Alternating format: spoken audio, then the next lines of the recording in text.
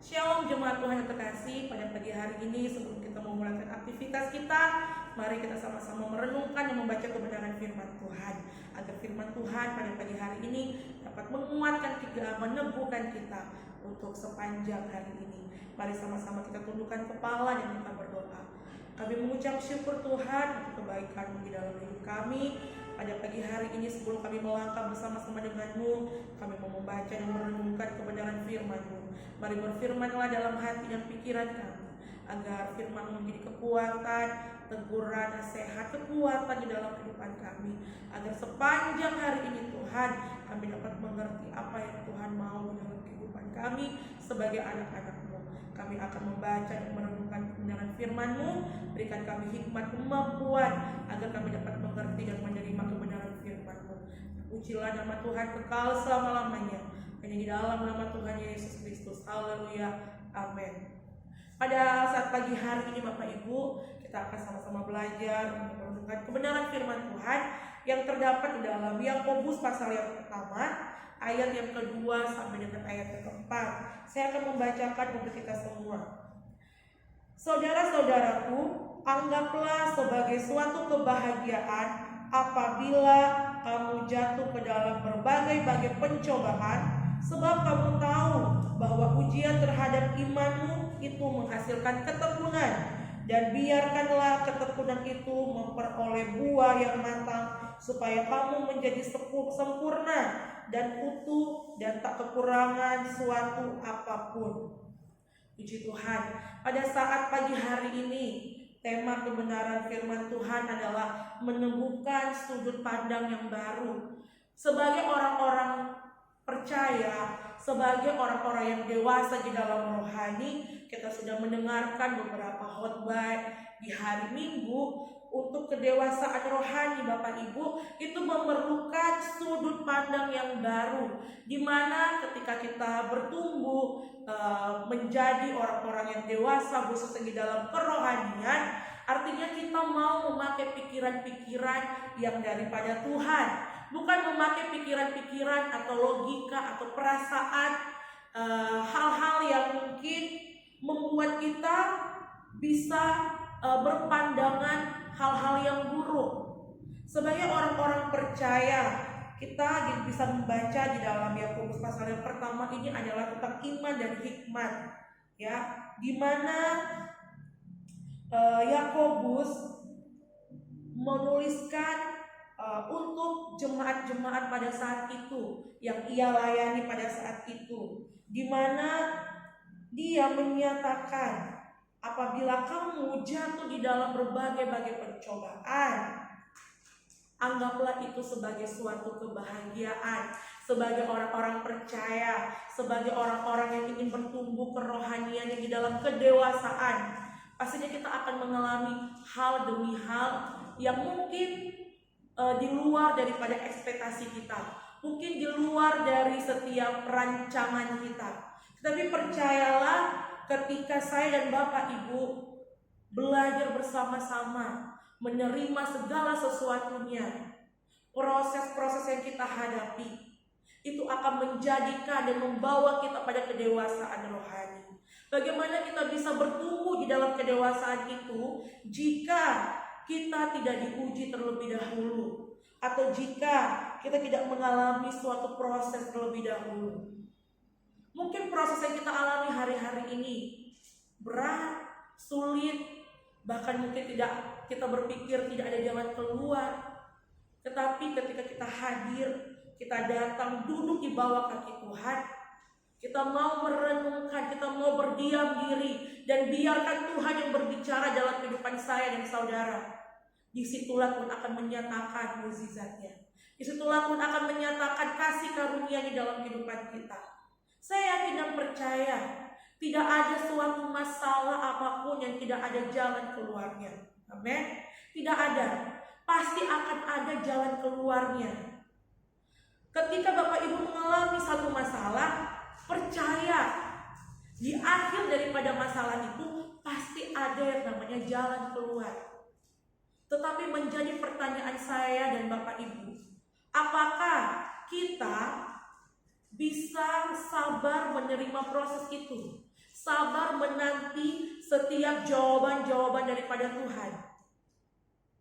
Banyak orang yang mungkin ketika mereka mengalami masalah, mereka bersungut-sungut.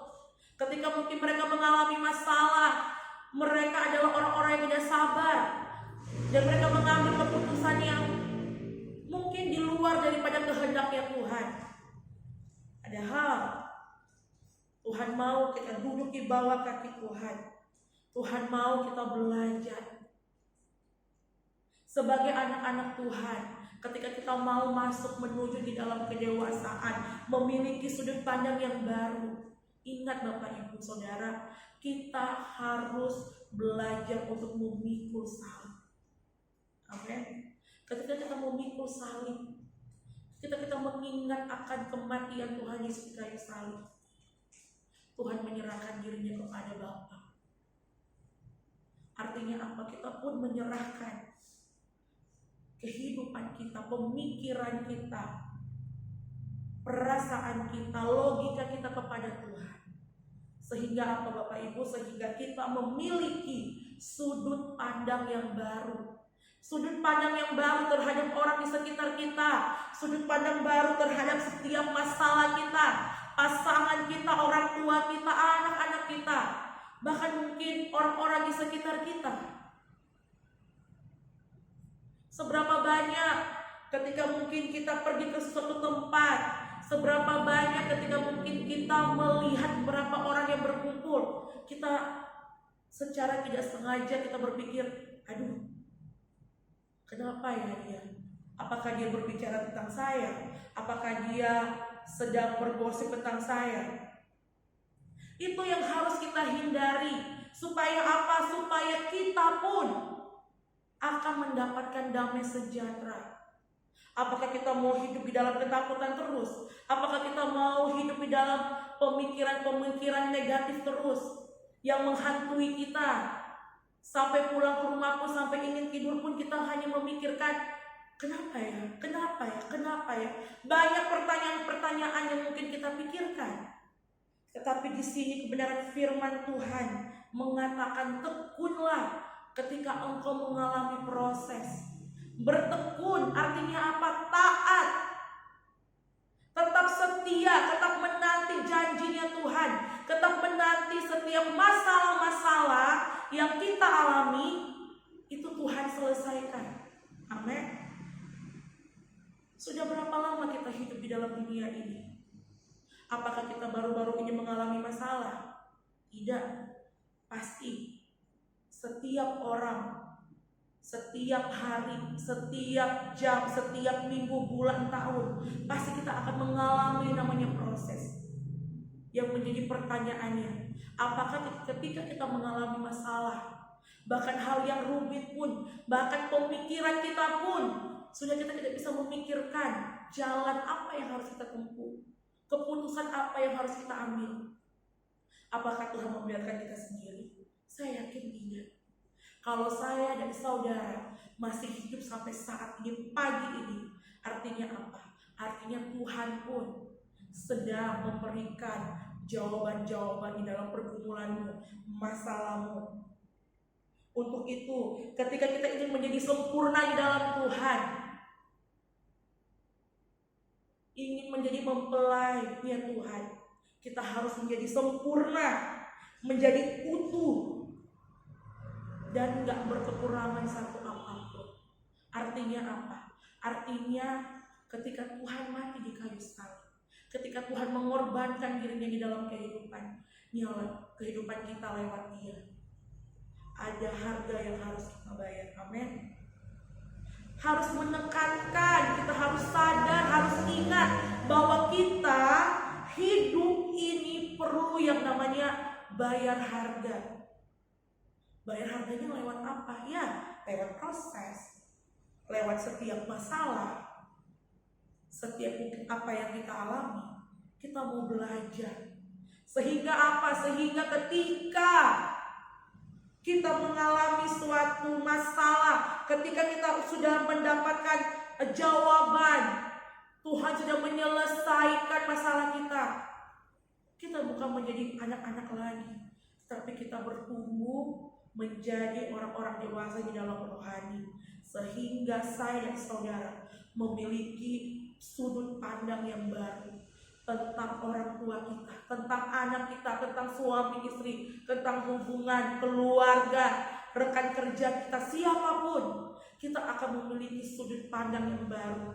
Pastinya kita akan memiliki sudut pandang yang baru, itu hal-hal yang positif. Kita nggak akan mencurigai orang lagi, kita nggak akan berpikir hal-hal negatif lagi. Karena apa? Karena di dalam kita bukan kita lagi, tetapi ada Dia yang berkuasa atas hidup saya dan saudara. Untuk itu Bapak Ibu, mari sama-sama kita mau belajar kebenaran firman Tuhan pada saat ini. Kita sama-sama ingin supaya firman Tuhan ini tergenapi di dalam setiap kehidupan kita. Supaya apa? Supaya firman Tuhan ini tidak sia-sia, melainkan masuk di dalam kehidupan kita. Menjadi ayat yang terakhir di dalam Roma pasal yang ke-8 ayat yang ke-17 sampai dengan 18. Dan jika kita adalah anak, maka kita juga adalah ahli waris. Maksudnya orang-orang yang berhak menerima janji-janji Allah, yang akan menerimanya bersama-sama dengan Kristus, yaitu jika kita menderita bersama-sama dengan Dia, supaya kita juga dipermuliakan bersama-sama dengan Dia. Ayat ke-18, sebab aku yakin bahwa penderitaan zaman sekarang ini tidak dapat dibandingkan dengan kemuliaan yang akan dinyatakan kepada kita. Artinya apa Bapak Ibu? Saudara, ketika kita tekun, kita sabar, kita menanti proses demi proses, kita menanti setiap jawaban-jawaban daripada Tuhan. Kita mungkin menanti dengan bercucuran air mata, kita mungkin menanti dengan kesesakan. Mungkin ada harga yang harus kita bayar, dengan air mata kita jatuh. Mungkin harga yang kita bayar, kita gelisah, kita takut, kita bingung. Tetapi ketika kita datang hadir di hadapan Tuhan, kita mau duduk menyerahkan seluruh kehidupan kita kepada Tuhan, disitulah Tuhan akan memberikan jawaban. Saya dan saudara adalah ahli-ahli waris Tuhan. Amin. Ketika kita ahli warisnya Tuhan, percayalah Tuhan tidak akan tinggal diam. Kalau banyak tokoh-tokoh Alkitab yang sudah Tuhan tolong, apakah iya kita sebagai ahli warisnya Tuhan tidak akan menolong kita? Tidak saudara, Tuhan pun akan menolong kita, asal kita mau belajar menerima proses tanpa protes. Puji Tuhan, firman Tuhan pada pagi hari ini sampai di sini kiranya dapat menguatkan kita dan dapat memampukan kita. Mari kita berdoa.